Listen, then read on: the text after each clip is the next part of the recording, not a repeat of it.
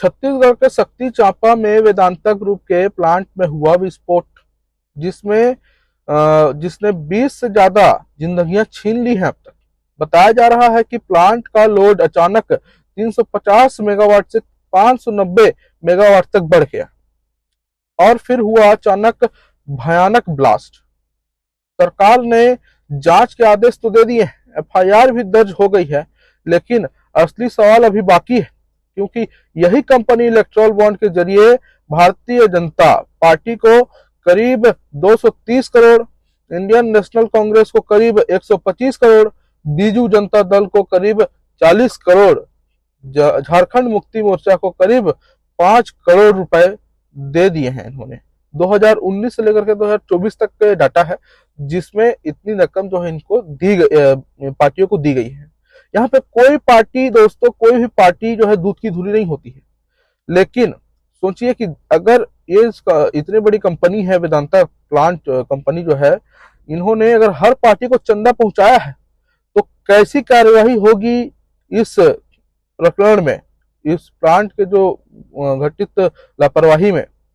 क्योंकि विपक्ष भी शांत है इसमें, इसलिए शांत है कि विपक्ष के पास ऑलरेडी पैसा उसके पास ही पहुंचा हुआ है। और हालांकि हमेशा का यह रहा है कि जो पार्टी सत्ता में रहती है वो ज्यादा चंदा खाती है, क्योंकि उनकी संरक्षण की ज्यादा आवश्यकता होती है। अब अगर वेदांता कंपनी की अगर चंदा नहीं देगी, अगर नहीं देती, तो हो सकता है सरकार उसको यहाँ पे कंपनी खोलने नहीं देती या फिर चलने नहीं देती।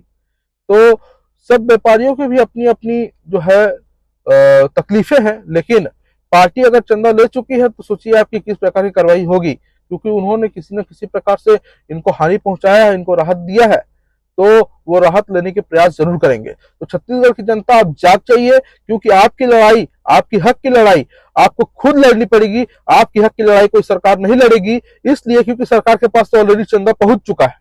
इसलिए अब आपकी पारी है, आपको अपने हक के लिए लड़ना है, आपको उतरना पड़ेगा सड़कों पर अपने हक के लिए, और दिखा दीजिए कि क्या ताकत है आम जन की, आम जनमानस की, आम जनता की।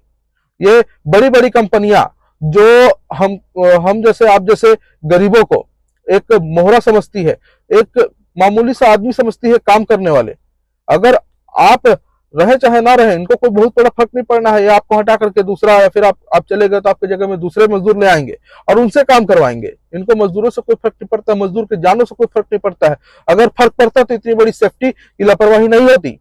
हर प्लांट में अपना अपना, हर माइंस में, हर जगह, हर कंपनी में सेफ्टी रूल्स होते हैं। उस रूल्स को नहीं फॉलो किया गया, तभी जाकर के इतनी बड़ी दुर्घटना घटित हुई है।